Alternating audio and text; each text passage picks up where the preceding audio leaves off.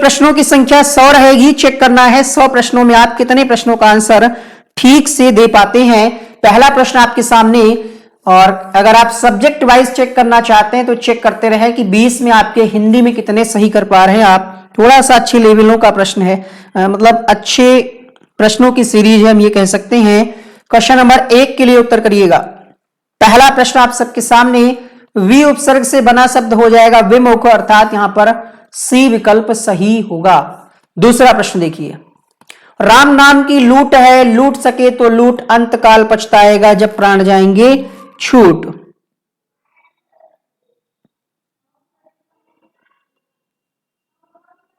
फिर हमने कोई गड़बड़ कर दी।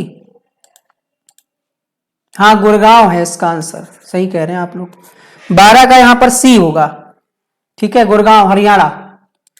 चलिए वापस आते हैं यहां पर प्रश्न संख्या 2 के लिए, और यहां पर आपका 11 और 13 प्लस 11 मात्रा मिलकर के हो जाएंगी 24। तो यहां पर आपका उत्तर हो जाएगा ऑप्शन नंबर ए के साथ। आगे बढ़ते हैं अगले प्रश्न के लिए।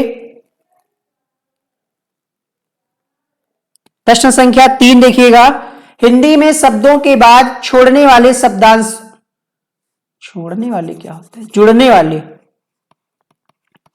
जुड़ने वाले शब्दांशों को क्या कहते हैं। क्वेश्चन नंबर 3, एक होता है उपसर्ग, एक होता है परसर्ग।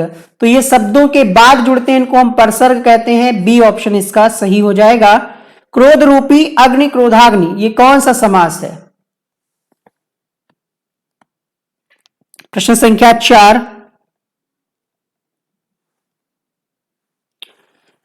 चौथे प्रश्न का उत्तर हो जाएगा कर्मधारय, क्योंकि विशेषता बताई जा रही है क्रोध रूपी अग्नि अर्थात क्रोधाग्नि, और जहां पर विशेषता बताई जाए वहां पर आपका कर्मधारय समास हो जाता है। उत्थान का विलोम बताना है आपको प्रश्न संख्या 5 के लिए। उत्थान का विलोम हो जाएगा पतन। क्वेश्चन नंबर 6 देखिएगा, देवनागरी लिपि की विशेषता नहीं है। क्वेश्चन नंबर 6,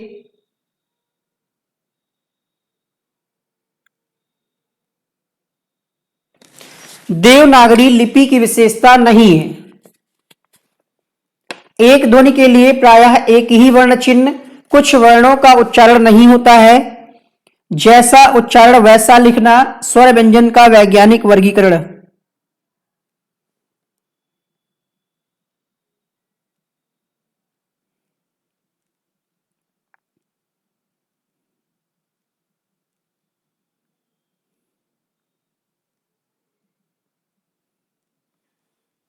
क्वेश्चन नंबर 6 के लिए उत्तर करिए फटाफट से। कल आपको एक पीडीएफ मिला होगा टेलीग्राम ग्रुप में, तो जो लोग टेलीग्राम से नहीं जुड़े जुड़ जाइएगा। यहां पर कहा जा रहा है कि वर्णों का उच्चारण ही नहीं होता, यह बात गलत है भाई। वर्ण का उच्चारण तो होगा ही, नहीं होगा तो कैसे बोलेंगे हम। बी ऑप्शन यहां पर सही होगा। हिंदी में स्वतंत्र रूप से बोले जाने वाले अक्षर क्या कहलाए जाते हैं। क्वेश्चन नंबर 7, स्वतंत्र रूप से बोले जाते हैं जिनमें किसी की सहायता नहीं होती, उनको स्वर कहते हैं। अगला प्रश्न देखिए, बुढ़ापा भी एक प्रकार का अभिशाप है, इस वाक्य में काले मोटे छपे शब्द की संज्ञा का भेद बताइए। बुढ़ापा में किस प्रकार की संज्ञा है।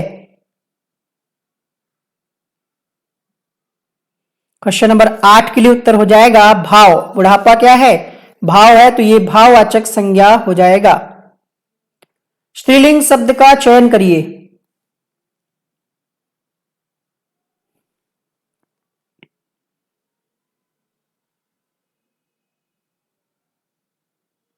स्थापना की जाती है, स्थापना जो है स्त्रीलिंग शब्द है, यहां पर पहला विकल्प सही हो जाएगा। रमा ने लता को अपनी कलम दे दी है, इस वाक्य में को किस कारक का चिन्ह है। रमा ने लता को कलम दे दी है, दान दे दिया है, तो यहां पर उत्तर हो जाएगा संप्रदान, ऑप्शन नंबर सी के साथ। अगर आप ये सोच रहे हैं कि कर्ता ने कर्म को हो जाएगा तो गलत है, क्योंकि यहां पर दान दिया जा रहा है एक तरीके से। रमा ने लता को अपनी कलम दे दी है, और यहां पर संप्रदान होगा उत्तर। अगला प्रश्न देखिए, हिंदी शब्दकोश में छा का क्रम किस वर्ण के बाद आता है। छा छा जो है संयुक्त व्यंजन है, और संयुक्त व्यंजन है इसका मतलब दो वर्णों से मिलकर के बना है, और दो वर्णों से मिलकर के बना है तो कौन कौन से वो दो होंगे? जब आप छा को तोड़ेंगे तो क्या मिलेगा आपको?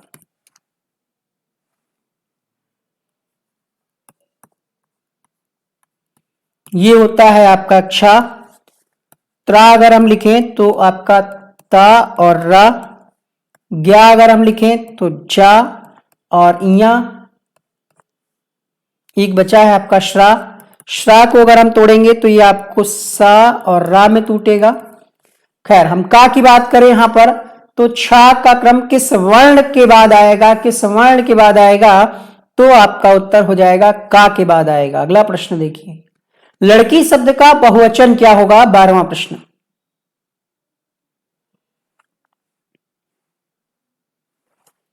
12वें प्रश्न का उत्तर करें, लड़कियां हो जाएगा, लड़कियां नहीं होगा, लड़कियों नहीं होगा, लड़कियां।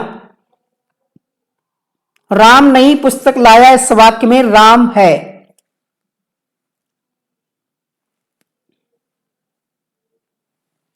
क्वेश्चन नंबर 13 की बात करें, उत्तर होगा यहां पर राम जो है व्यक्तिवाचक संज्ञा है। भाव तो निकल नहीं रहा, विशेषता बताई नहीं जा रही। अगला प्रश्न देखिएगा, विशेषण शब्द पहचानिए। क्रोधी, कंटक, चुनौती, राही।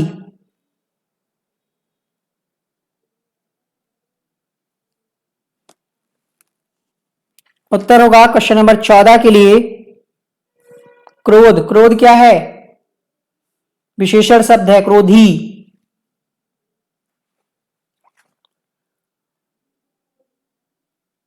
श्याम क्रोधी है, क्रोधी प्रवृत्ति का है।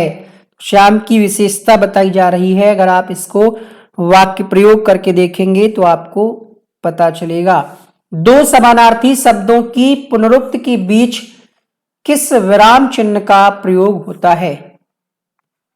घर। अच्छा, समानार्थी कह रहा है, समान अर्थ निकले। खैर, अगर ऐसे भी हम निकाल लें ये समान अर्थ नहीं है, तब भी यहां पर कौन सा विराम चिन्ह लग रहा है? क्वेश्चन नंबर 15, तो ये योजक चिन्ह है, डैश जिसको आप कहते हैं अंग्रेजी में। हिंदी के शब्दों का लिंग निर्धारण किसके आधार पर होता है?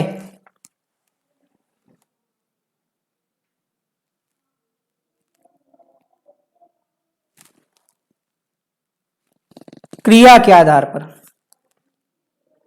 वह आदमी जो कल आपके घर आया था बहुत बड़ा ठग है, उक्त वाक्य में कितने विशेषण हैं?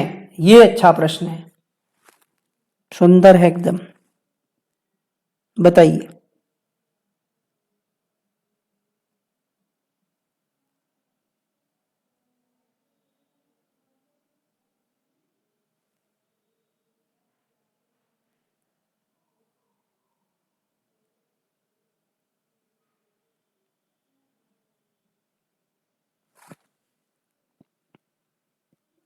तीन देखिए, वाह सार्वनामिक विशेषण, बहुत बड़ा, तीन विशेषण है। ठग क्या है? ये भी एक विशेषता ही तो बताई जा रही है, बहुत बड़ा ठग। तो यहां पर कुल जो है तीन विशेषण है। जो विशेषण की भी विशेषता बताए उसको प्रविशेषण कहते हैं। ठग अपने आप में क्या है भाई? बहुत बड़ा ठग है, तो विशेषता बताई जा रही कि वो जो आदमी कल आया था वो ठग है, ये एक विशेषता है। उसमें लग गया बहुत और फिर लग गया बड़ा, तो यहां पर कुल जो है तीन विशेषण है। चलिए अगला प्रश्न देखिएगा, प्रश्न संख्या 18। हिंदी वर्णमाला में ऊष्म व्यंजन कौन से हैं? भाई लाइक और शेयर की बौछार करो जल्दी से, नॉन स्टॉप क्लास चल रही है। ऊष्म में आप क्या जाते हैं? चार सा सा साहा।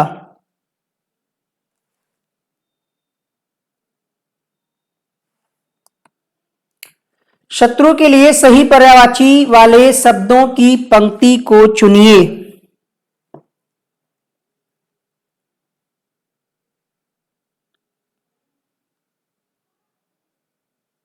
आरी नहीं होता है, आरी नहीं होता है।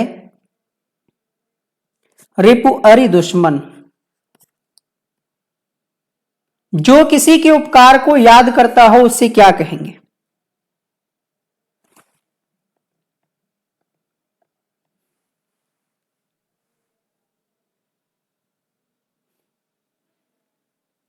क्वेश्चन नंबर 20 में आपका उत्तर होगा कृतज्ञ। अब बताइए 20 में हिंदी में क्या 20 सही कर पाए? आप नहीं कर पाए तो कितने? 18 तो होने चाहिए भाई, 18 से कम है तो हिंदी आपको खूब पढ़नी। चलिए बढ़ते हैं अगले प्रश्न के लिए। अब 10 प्रश्न संस्कृत के आते हैं, जिनको नहीं पता आज जान लीजिएगा। अगर आपने यूपी टेट में इंग्लिश लिया था, सी टेट में इंग्लिश लिया था, तो अभी वक्त है, संस्कृत की टॉपिक वाइज तैयारी चल रही है, आप तैयारी करें।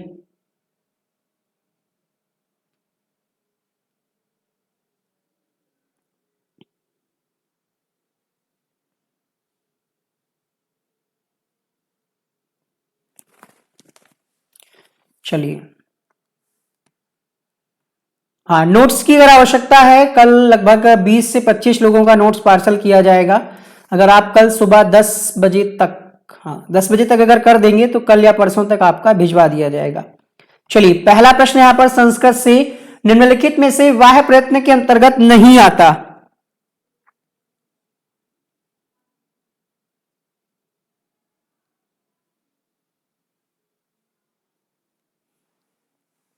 Question number 21।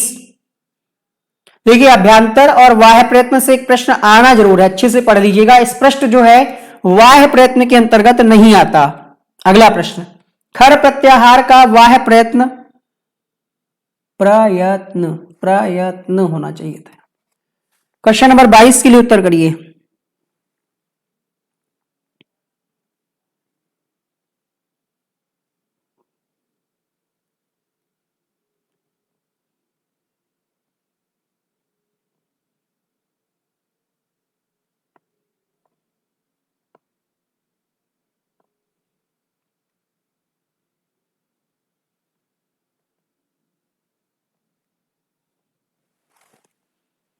22 के लिए आंसर चला जाएगा व्यवहार, श्वास और अघोष।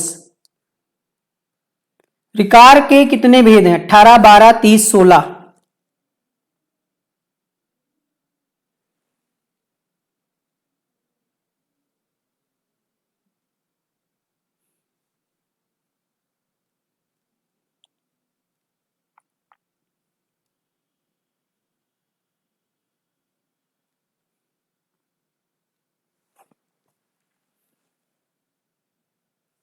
12 प्रकार, रिकार के 12 भेद हैं। उपदमानी का उच्चारण स्थान क्या होगा?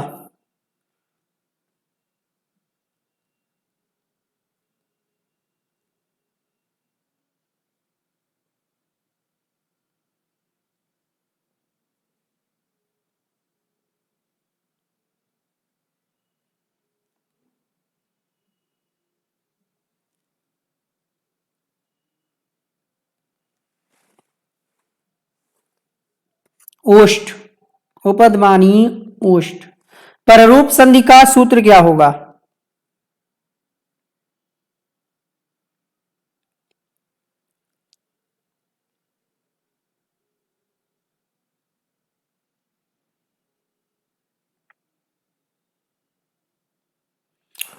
पररूप, एंगी पररूपम, यहां पर आपका डी विकल्प सही हो जाएगा। अगला प्रश्न देखिएगा, विद द्वय सदम किस कवि के लिए प्रसिद्ध हैं? विद विद दौषधम, दौषधम। प्रयास करिए, हमारे साथ बोलिए। अगर हम गलत बोल रहे हैं तो आप हमारा साथ दीजिए, साथ में बोलिए। विद दौषधम, अब सही है। क्वेश्चन नंबर 26 में उत्तर होगा यहां पर श्री हर्ष जाने जाते हैं। अगला प्रश्न देखिएगा, यहां पर संख्या दी है खट षष्ठी, संख्या को क्या कहेंगे संस्कृत में? बच्चे पढ़ना नहीं चाहते हैं या फिर हम पढ़ा नहीं पाते, दो चीजें हो सकती हैं, क्योंकि क्लास में बच्चे नहीं आते हैं। शुरुआत में हमको लग रहा है हफ्ते 10 दिन सिर्फ जोश था, बस डाउन हो गया। फिर सोच रहे होंगे अब देखो इलेक्शन हो जाए, भर्ती वर्ती आएगी तो देखा जाएगा क्या फायदा है। ऐसा ऐसा कुछ है क्या? कुछ ही लोग हैं सीरियस जो पढ़ रहे हैं। 66, ऑप्शन नंबर बी, 60 और 6 66। अगला प्रश्न देखिएगा, लूता का हिंदी अर्थ क्या होगा? लूता का हिंदी अर्थ।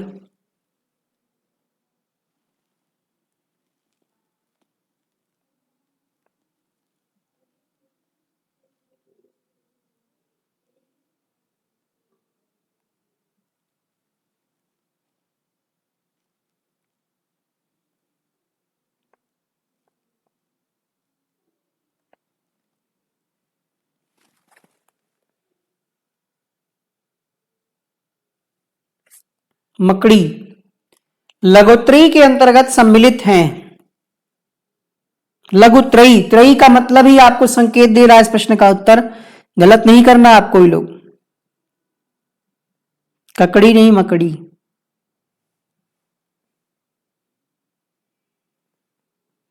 संडे तो नहीं मना रहे आज सब लोग।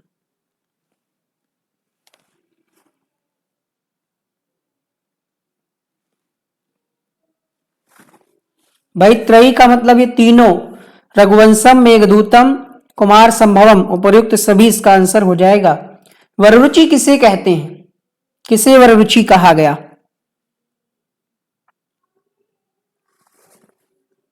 कात्यायन को। चलिए बढ़ते हैं अगले प्रश्नों के लिए। अब यहां पर 10 प्रश्न आपके भाषा के संस्कृत के हो गए, 20 प्रश्न आपके हो गए किसके? हिंदी के। अब बढ़ते हैं बाल विकास के कुछ प्रश्न और इसी में आपका आगे शिक्षण कौशल, जीवन कौशल, कंप्यूटर, रीजनिंग, गणित, थोड़ा थोड़ा सब कुछ होगा। चलिए कुछ प्रश्न आपको आते होंगे, कुछ हो सकता है नहीं आते हो। 31वां प्रश्न है, थॉर्नडाइक ने अपने सिद्धांत को किस शीर्षक से सिद्ध किया?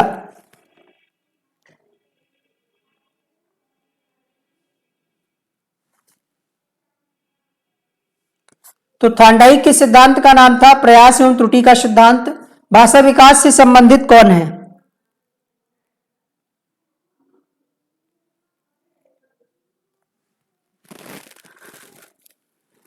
क्वेश्चन नंबर 32 उत्तर होगा यहां पर, चॉम्स्की ने दिया भाषा विकास का सिद्धांत। शारीरिक वृद्धि और विकास को कहते हैं।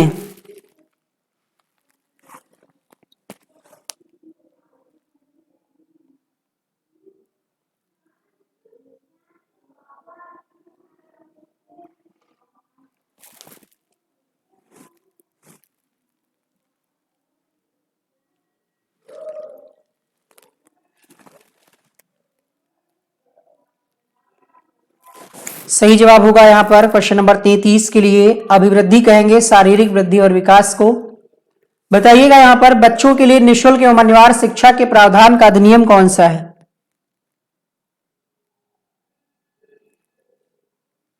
आरटी का फुल फॉर्म क्या होता है? तो आरटीई का फुल फॉर्म होता है राइट टू एजुकेशन, ना कि फ्री एजुकेशन एक्ट।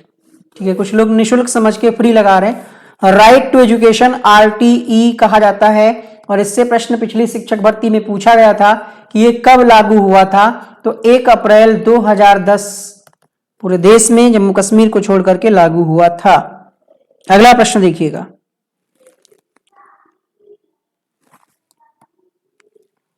सीखने की प्रक्रिया में शिक्षक की भूमिका होनी चाहिए। प्रश्न संख्या 35,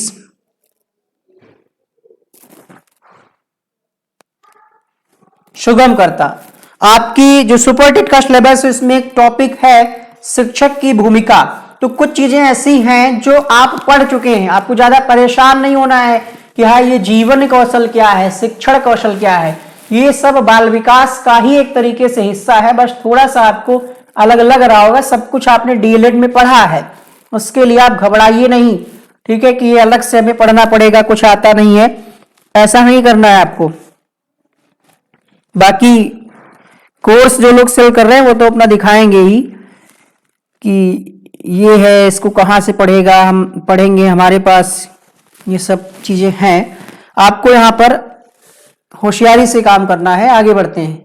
एक बच्चा जो डैश से ग्रस्त है, सा और वाज, न्यूक्लियर अनक्लियर में अंतर नहीं कर पाता।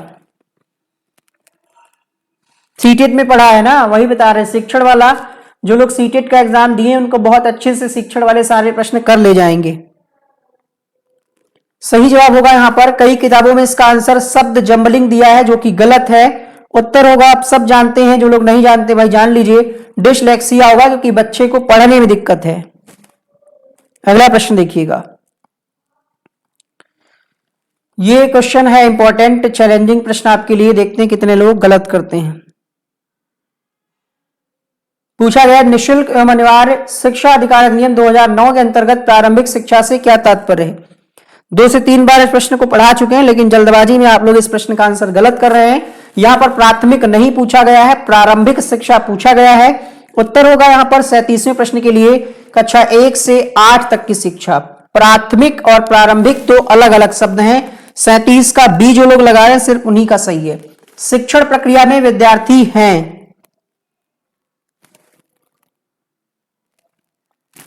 उत्तर होगा क्वेश्चन नंबर 38 के लिए, आश्रित हैं। किस पर आश्रित हैं भाई? अपने टीचरों पर आश्रित हैं बच्चे। अगला देखिए, तर्क, जिज्ञासा तथा निरीक्षण शक्ति का विकास होता है कितनी आयु पर?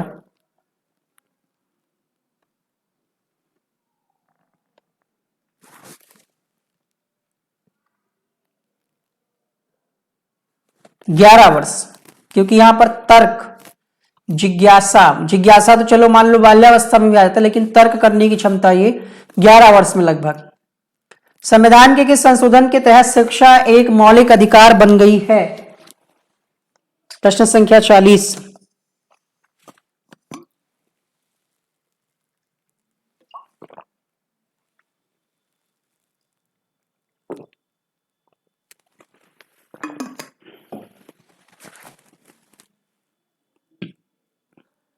एट्टी सिक्स यानी 86वां संविधान संशोधन हुआ, जिसके तहत आपका आरटीई एक्ट आया और 6 से 14 वर्ष तक के बच्चों को निःशुल्क शिक्षा मौलिक अधिकार के तहत दी जाएगी।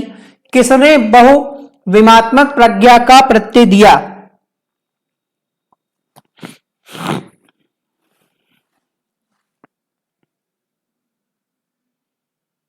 अब समझ लीजिए, शिक्षा पर कार्य किया गया था, ऐसा नहीं कि पहले अच्छी अच्छी योजनाएं नहीं आई थी भाई। 2010 में जब ये आरटीई एक्ट आया था तो उस समय तो ये जो वर्तमान में गवर्नमेंट है या प्रधानमंत्री जो है वर्तमान में, ये तो नहीं थे ना 2010 में।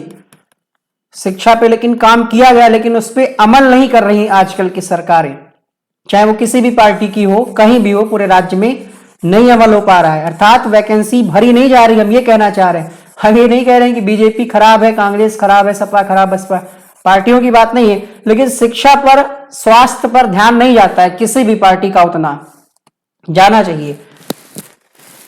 क्वेश्चन नंबर 41, चलिए कोई बात नहीं, तबीयत खराब है तो आराम करिए, पढ़ लीजिएगा बाद में। 41वें प्रश्न की बात करें, उत्तर होगा यहां पर आपका बहुबुद्धि का सिद्धांत गार्डनर ने दिया। अगला प्रश्न देखिएगा, राष्ट्रीय पाठचर्या 2005 यानी एनसीएफ कौन तैयार करता है?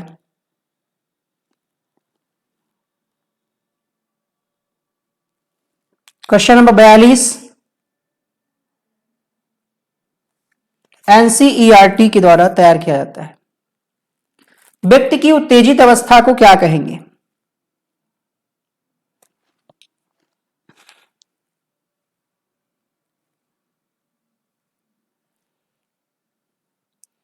फोर्टी 43 में आपका उत्तर हो जाएगा संवेग कहते हैं उत्तेजित अवस्था को।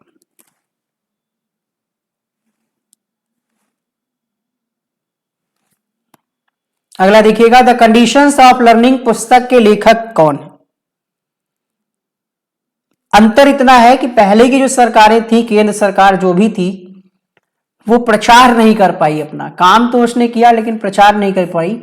वर्तमान में जो सरकारें हैं ये काम कम करती हैं, प्रचार ज्यादा करती हैं। प्रचार में काफी करोड़ों रुपए भी खर्च होता है। अंतर इतना है, काम ये भी किए, ये प्रचार ज्यादा किए, ये प्रचार नहीं कर पाए, लोग जान नहीं पाए कि क्या क्या योजना उनके कार्यकाल में आई थी। जैसे आरटीई एक छोटा सा एग्जाम्पल, ऐसे बहुत सारी योजनाएं हैं जिस पर ध्यान ही नहीं गया लोगों का कि अरे ये भी होता है, अरे ये भी है ना। आपकी एक आरटीई है, एक आरटी राइट टू एजुकेशन नहीं, एक और है राइट टू इंफॉर्मेशन, आरटीआई, जिसके तहत आप जानकारी मांग सकते हैं सरकार से या संबंधित विभाग से कि जो भी आपको जानकारी करनी है आरटीआई दायर करके आप जानकारी पता कर सकते हैं। ठीक है, चलिए क्वेश्चन नंबर 44 का उत्तर हो जाएगा यहां पर ऑप्शन नंबर डी आरएम गैने इसके साथ। अगला प्रश्न देखिएगा, ह्यूरिस्टिक विधि के जनक हैं, ह्यूरिस्टिक विधि के जनक हैं कौन? Question number 45। ह्यूरिस्टिक विधि को हम खोज विधि के नाम से भी जानते हैं और इसके जनक इनमें से कोई नहीं है क्योंकि इसके जनक है आर्मस्ट्रांग, तो यहां पर हम डी लगाएंगे। अगला देखिए, जीके जीएस के क्वेश्चंस आ रहे हैं, तैयार हैं आप? यादव एक ब्रांड, सर आपने पढ़ी थी बुक ये वाली, कौन सी बुक भाई? नहीं हमने पढ़ी नहीं पूरी। चलिए स्टार्ट करते हैं जीके जीएस के क्वेश्चंस को। पहला प्रश्न यहां पर क्वेश्चन नंबर 46 से, कोणार्क मंदिर किस राज्य में है? सही जवाब होगा क्वेश्चन नंबर 46 के लिए उड़ीसा में है आपका कोणार्क मंदिर। अगला प्रश्न देखिएगा, भारतीय रिजर्व बैंक की स्थापना कब हुई? भारतीय रिजर्व बैंक की स्थापना कब की गई?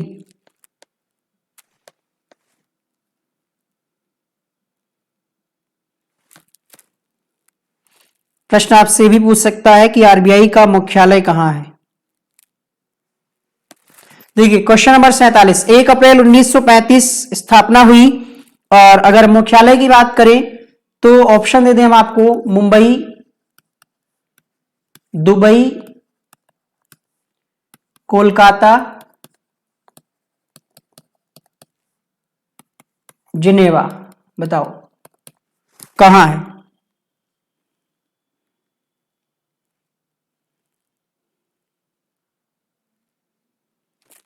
मुंबई में है, ठीक है। आरबीआई का मुख्यालय कहां है? मुंबई में है। शक्तिकांत दास इसके गवर्नर हैं और जो आपके डॉक्टर भीमराव साहब अंबेडकर थे वो भी इसके संस्थापकों में से एक है। Reserve bank of India act 1934 के अनुसार इसकी स्थापना हुई 1 अप्रैल 1935 में। आनंद मठ किस लेखक की प्रसिद्ध कृति है?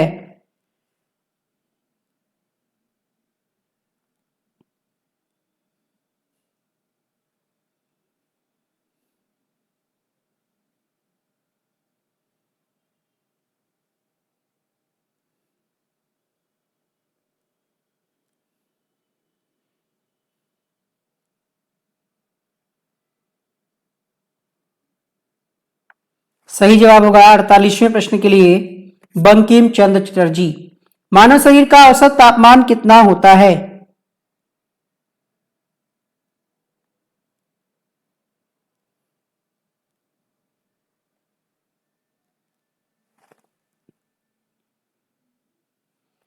अट्ठानवे 98.6 फ़ारेनहाइट। चिपको आंदोलन का संबंध किसके संरक्षण से है?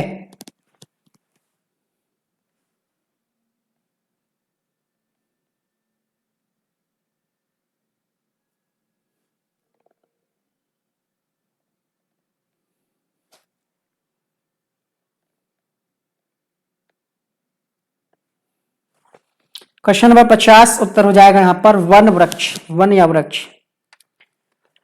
विश्व एड्स दिवस कब मनाया जाता है? Question number 51।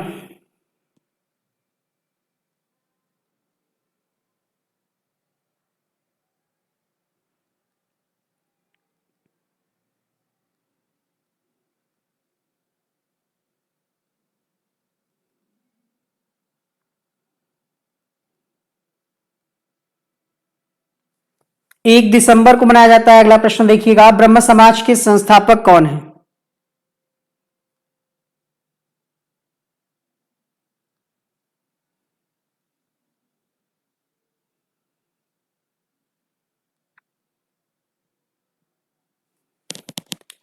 बावन, प्रश्न संख्या 52, राजा राम मोहन राय। खून जमने से संबंधित विटामिन कौन सा है?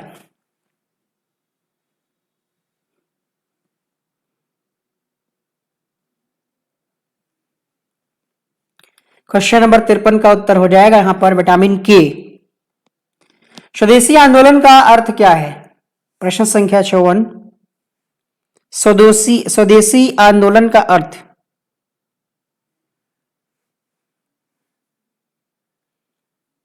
उत्तर होगा यहां पर विदेशी सामान का बहिष्कार और भारतीय सामान का प्रयोग। किस राज्य में गन्ने का उत्पादन सबसे ज्यादा होता है?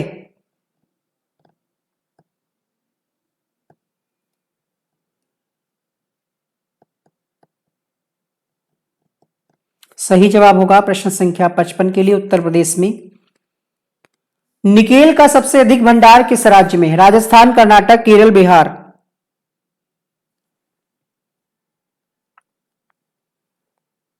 क्वेश्चन नंबर 56, केरल में सबसे ज्यादा निकेल पाया जाता है। यहां पर सी विकल्प सही हो जाएगा। लौंग किससे प्राप्त होता है? फूल, तने, जड़ या फिर पत्ती से? लौंग दुकान पे जाते हैं जब आप, अगर कभी जरूरत पड़ी होगी, पूजा वगैरह में लगती है लौंग, कहते हैं फूल वाली लौंग देना भैया, तो यहां पर 57 का पहला विकल्प सही हो जाएगा। क्वेश्चन नंबर 58, जब भारत को स्वतंत्रता प्राप्त हुई तो उस समय वायसराय कौन थे?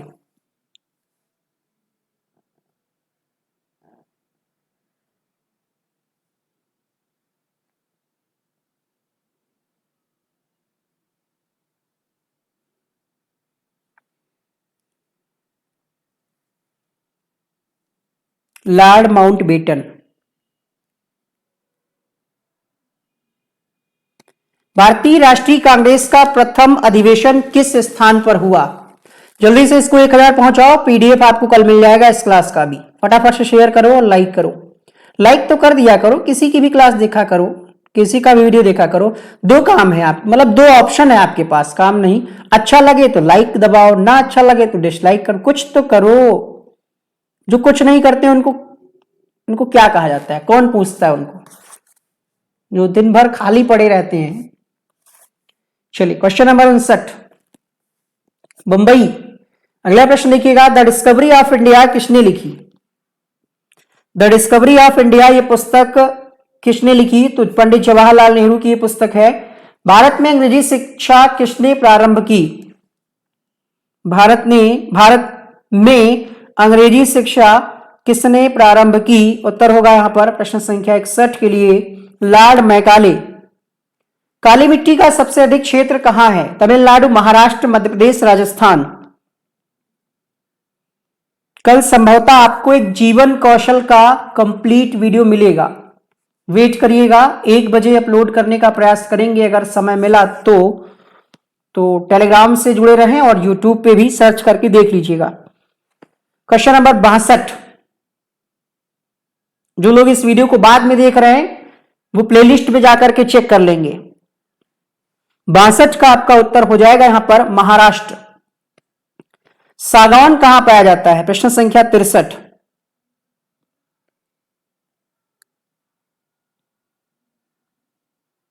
मानसूनी वनों में। पीटी उषा कौन है? पीटी उषा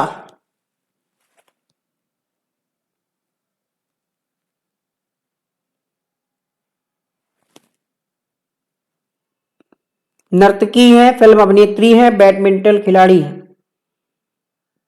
एथलीट हैं ये। तो अभिनेत्री भी नहीं है, नर्तकी भी नहीं है। आंसर जाएगा 64 के लिए डी।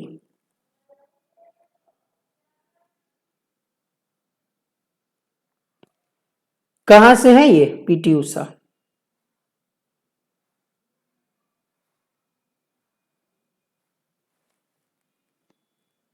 केरल से हैं, ठीक है। अगला प्रश्न देखिए, हीरे की खान कहां है भारत में?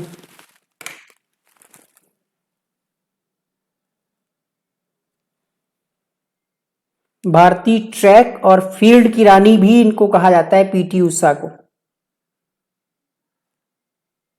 क्वेश्चन नंबर 65 में उत्तर होगा मध्य प्रदेश में है हीरे की खानें। भाई मध्य प्रदेश से है कोई? 2-4 किलो हीरा भेज देना इधर। भारत का राष्ट्रीय पुष्प है? क्वेश्चन नंबर 66, 2-4 किलो क्या, 2-4 नहीं, एक ही हीरा दे दो हमको, देख ले कम से कम कैसा होता है। 66 के लिए उत्तर हो जाएगा यहां पर कमल। अगला, ब्राजील का राष्ट्रीय खेल कौन सा है? क्वेश्चन नंबर 67 में आपका उत्तर हो जाएगा फुटबॉल। अगला प्रश्न देखिए, आगा खां कब किस खेल से संबंधित है?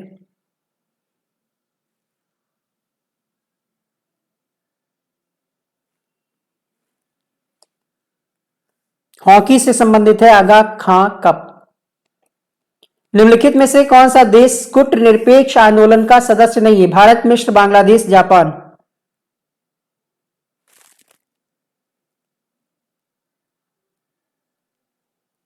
क्वेश्चन नंबर 69, जापान जो है गुट निरपेक्ष आंदोलन का सदस्य नहीं है। राष्ट्रमंडल संगठन की स्थापना किस वर्ष की गई थी? राष्ट्रमंडल संगठन की स्थापना किस वर्ष की गई थी?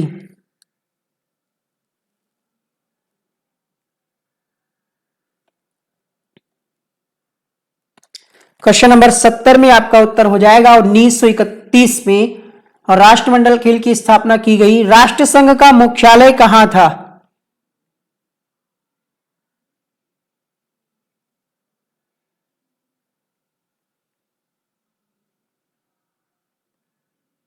सही जवाब होगा 71वें प्रश्न के लिए जिनेवा में। द इनसाइडर नामक पुस्तक की रचना किसके द्वारा की गई?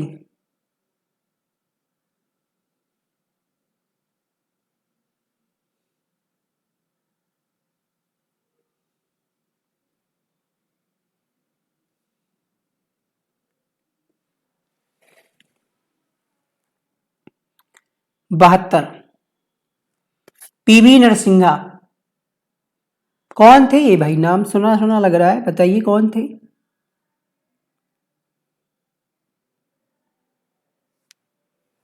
पीवी नरसिम्हा राव भारत के 10वें प्रधानमंत्री थे। चलिए अगला प्रश्न देखिएगा, बुद्ध चरितम नामक पुस्तक की रचना किसने की? ये शायद पूछा गया है।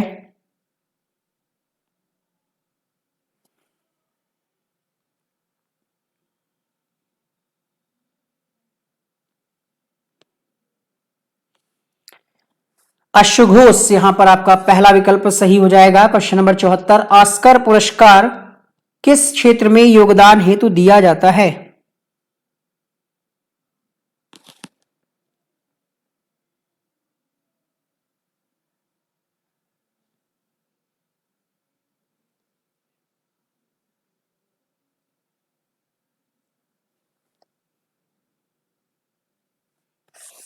फिल्म में। भरतनाट्यम नृत्य से संबंधित नहीं है।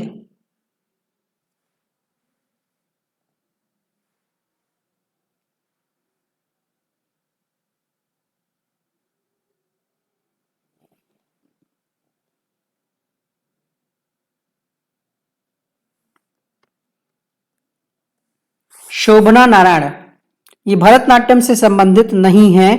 अब बात आई है शोभना नारायण की, तो इनका संबंध किसी ना किसी से होगा, तो ये कथक से संबंधित है।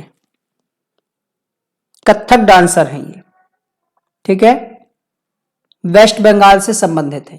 कंप्यूटर से कुछ प्रश्न यहां पर लेंगे हम। पूछा गया कीबोर्ड में जो की होती हैं, बटनें होती हैं, उनकी संख्या कितनी होती है? 104 से 108, 80 से 100, 112 से 120 या 140?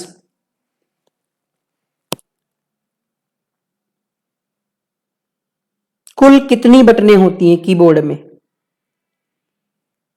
क्वेश्चन नंबर 76, सामान्यतः 104 होती हैं, बाकी कई कंपनियां जो है अलग अलग तरीके से डिजाइन करती हैं, तो 80 से 100 कहना यहां पर गलत होगा। सही विकल्प यहां पर ए ऑप्शन हो जाएगा।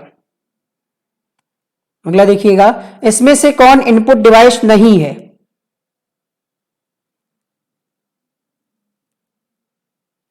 कुछ में 102 भी होती है, कुछ में 103 भी होती हैं, इसीलिए यहां पर हमने 104 वाला ऑप्शन लिया है। और यहां पर क्वेश्चन नंबर 77 में पूछा गया कि इनपुट डिवाइस नहीं है, यानी आउटपुट होगा, तो यहां पर मॉनिटर जो है ये इनपुट नहीं है, आउटपुट देता है। पहला ऑप्शन सही हो जाएगा। कंप्यूटर के किस भाग को आप देख व छू सकते हैं? क्वेश्चन नंबर 78,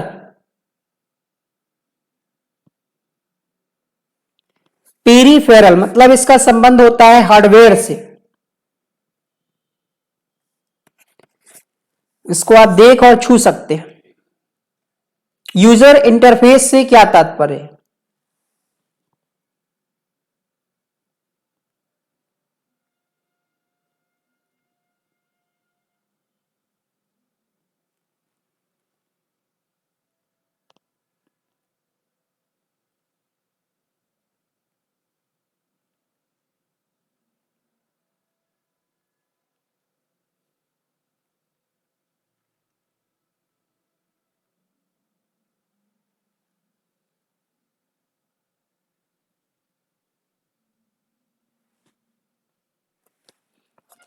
जो यूजर को स्क्रीन पर दिखाई देता है और कैसे उसका प्रयोग करता है, जैसे आपके फोन की स्क्रीन। कंट्रोल शिफ्ट और अल्ट को कौन सी कुंजियां कहते हैं?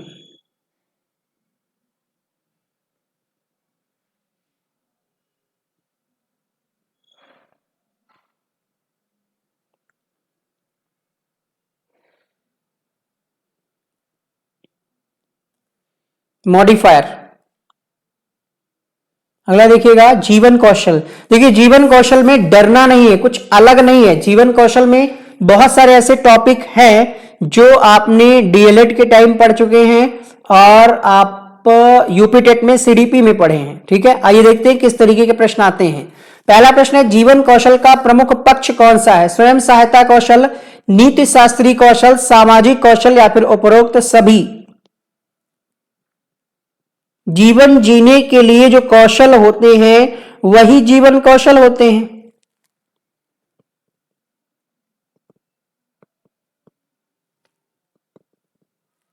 तो ये सभी सामाजिक कौशल, नीति शास्त्री, स्वयं सहायता। अगला देखिए, अपने अंदर देखना अर्थात किसी व्यक्ति द्वारा अपने व्यवहार का स्वयं अध्ययन करना क्या कहलाता है?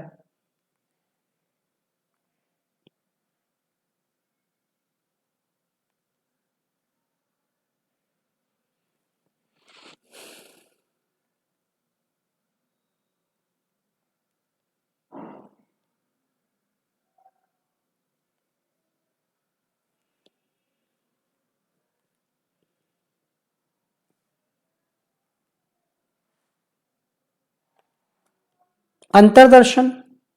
शिक्षक की कौन सी क्षमता विद्यार्थियों में अनुशासन को बनाए रखने में सहायक होती है? जीवन कौशल और क्या है सिलेबस में, क्या लिखा है, शायद प्रबंधन करके कुछ लिखा है, शैक्षिक प्रबंधन। तो अब जैसे ये वाला प्रश्न है, इस टाइप के आपको पचासों सैकड़ों प्रश्न आपने सीटेट में पढ़े होंगे, आप आराम से कर लेंगे। सबसे ज्यादा जरूरी क्या है? अनुशासन को बनाए रखना है। सबसे ज्यादा क्या प्रबंधन की क्षमता है? शिक्षक आप संपन्न हो, खूब पैसे से संपन्न हो, ठीक है, आपका शारीरिक मतलब शारीरिक गठन अच्छा हो, स्मार्ट दिखते हो, क्यूट दिखते हो, तभी आप कर पाएंगे। सबसे जरूरी यह है कि आपके अंदर प्रबंधन की क्षमता हो, मैनेजमेंट आप संभाल लेते हो। अगला प्रश्न देखिएगा, कक्षा समूह तथा टीम के लिए सामूहिक पुरस्कार वितरण क्यों आवश्यक है? बताइए, आराम से आप इस प्रश्न का उत्तर कर सकेंगे। चलिए आंसर करिए क्वेश्चन नंबर 84 के लिए।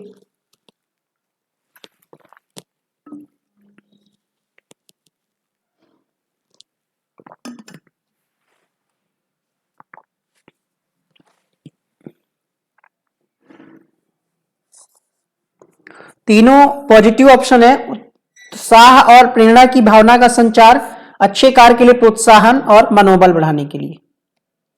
व्यक्ति द्वारा सही निर्णयों भावनाओं में संतुलन स्थापित करने की कला क्या कहलाती है? निर्णय लेने, भावनाओं को संतुलन स्थापित करने।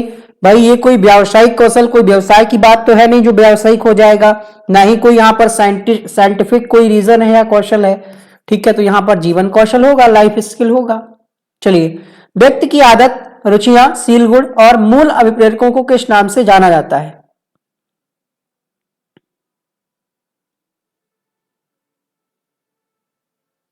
जिनका भी क्लास का पहला दिन है उनको बता दें, ये क्लासेस का टाइम है, फिलहाल ये क्लासेस शुरू हुई थी लेकिन अभी टीचर्स कुछ छुट्टी पर हैं। ये क्लासेस आपको 10 तारीख से कंटिन्यूअस मिलना शुरू हो जाएंगी। इसके अलावा एक क्लास 4 बजे बढ़ेगी इसके अलावा रीजनिंग की क्लास हो चुकी है और ये साप्ताहिक क्लासेस होंगी। इंग्लिश की भी क्लास, पॉलिटी की भी क्लास, धीरे धीरे सब कुछ आएगा। आप थोड़ा थोड़ा पढ़िए, एकदम से नहीं एक दिन में सब पढ़ पाएंगे। तो वापस आते हैं हम यहां पर 86 पे थे। 86 के लिए उत्तर हो जाएगा अभिवृत्ति। भारतीय संविधान का कौन सा अनुच्छेद बालात श्रम को प्रतिबंधित करता है?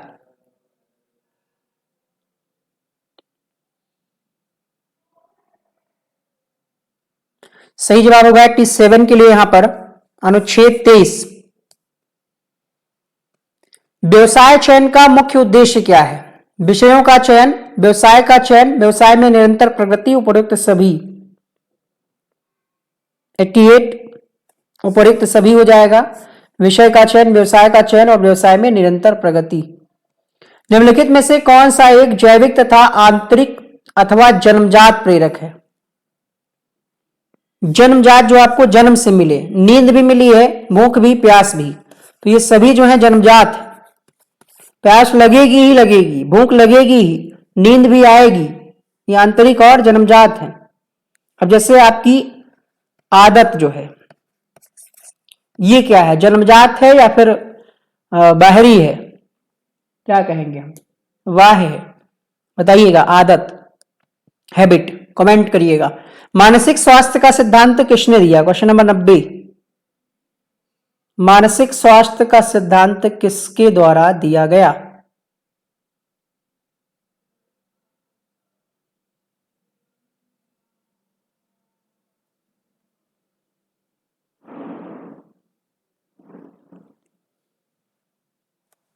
मास्लो के द्वारा दिया गया। अगला देखिए, मैथ के कुछ छोटे से 2-3 प्रश्न। हालांकि आप ये कह सकते हैं कि इतने आसान प्रश्न नहीं आएंगे, बट फिर भी 4-5 प्रश्न हमने रखे हैं। चलिए आंसर करिएगा। क्वेश्चन नंबर 91 के लिए पूछा गया, सबसे छोटी प्राकृतिक संख्या कौन सी है? सबसे छोटी प्राकृतिक संख्या।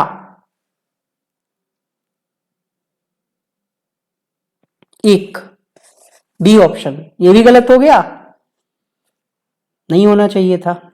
अगला देखिए, सबसे छोटी विषम अभाज्य संख्या। सबसे छोटी विषम अभाज्य, विषम भी हो और अभाज्य भी हो। 92 उत्तर होगा यहां पर सी ऑप्शन।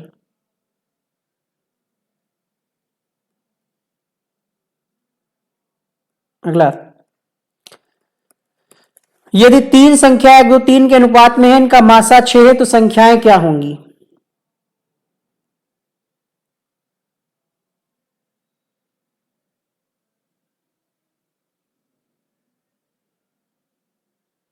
भाई 6 कम 6, 6 दूना 12, 6 तीन 18, 29,503 लिखा हुआ है। 5 का स्थानीय मान निकालिए 500, 7 का अंकित मान 7, अंतर निकालिए 493।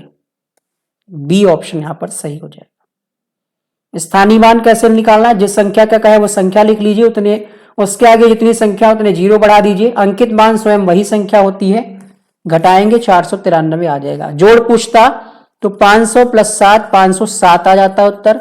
गुणनफल पूछता 500 गुणे 7 3500 आ जाता आंसर। समझ में आया?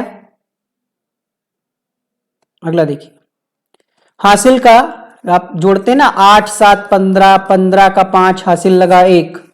हासिल किसने दिया कॉन्सेप्ट, जिसको अब कैरी कहते हैं भाई, है ना। आजकल के बच्चे जो हैं इंग्लिश मीडियम वाले कैरी कहते हैं। आप में से बहुत सारे लोग पढ़ाते होंगे, उनको हासिल बताओ तो नहीं समझ पाते, यार ये हासिल क्या होता है। कैरी कह दो, समझ में आ जाता है। चीजें अपडेट हो रही हैं।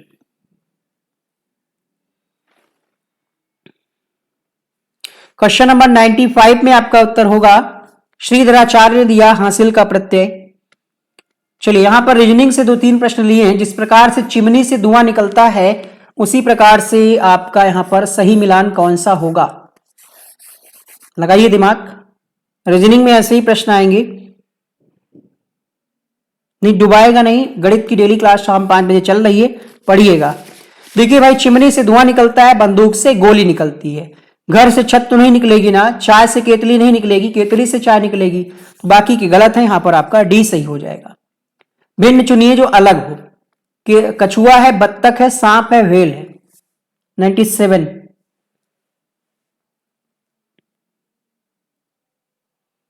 कछुआ, बत्तख, सांप, व्हेल। व्हेल जो है स्तनधारी है ना? व्हेल क्या है, स्तनधारी है कि नहीं है? तो यहां पर आपका उत्तर जाएगा डी के साथ। अगला प्रश्न देखिएगा। चलिए यहां पर दिया है कि क्वेश्चन मार्क की जगह पे क्या आएगा। रीजनिंग का मतलब ही आप तर्क लगाएं। तो ये 2 का क्यूब है। 2 का क्यूब कितना होगा? 2 गुणे 2 गुणे 2 यानी 8। फिर है 27 अर्थात 3 का क्यूब। 3 गुणे 3 गुणे 3 27। फिर कितना है? 125। 125 मतलब 5 का क्यूब। 5 गुणे 5 गुणे 5। 2, 2 के बाद 3, 3 के बाद 5, बीच में क्या आएगा? 4। 4 का क्यूब निकालिए। 4 गुणे 4 गुणे 4 64 आ जाएगा इसका आंसर। स्पीड ज्यादा है क्या? थोड़ी बहुत रीजनिंग हमें भी आती है। तो रीजनिंग बहुत इंटरेस्टिंग सब्जेक्ट है। अगर आपको समझ में आ गया फिर मजा आता है इसको लगाने में। कुछ लोग यहाँ पर होंगे जो एसएससी बैंक वगैरह की थोड़ी बहुत तैयारी किए होंगे, या यूपीएसआई की या यूपीपी की, तो उनको पता होगा। मजा आता है ये, इससे आपका दिमाग खुल जाएगा। ठीक है, अगला देखिए। भिन्न चुनिए। 29, 53, 83, 125। अलग ही दिख रहा है आपको। ठीक है, ये संख्या पहली बात तो ये 5 का क्यूब है। ठीक है, तो ये अलग है सबसे, यहां पर डी सही हो जाएगा। क्वेश्चन नंबर 100 देखिए। यहां पर भी क्वेश्चन मार्क का आपको वैल्यू निकालना। 1, 9, 25, 49, 121। दिमाग लगाइए किसका किसका क्या बन रहा है यहां पर जोड़ा। पढ़ा है ना? सही है स्पीड, ठीक है। ऑलराउंडर तो नहीं है। चलिए लास्ट प्रश्न बचा हुआ है।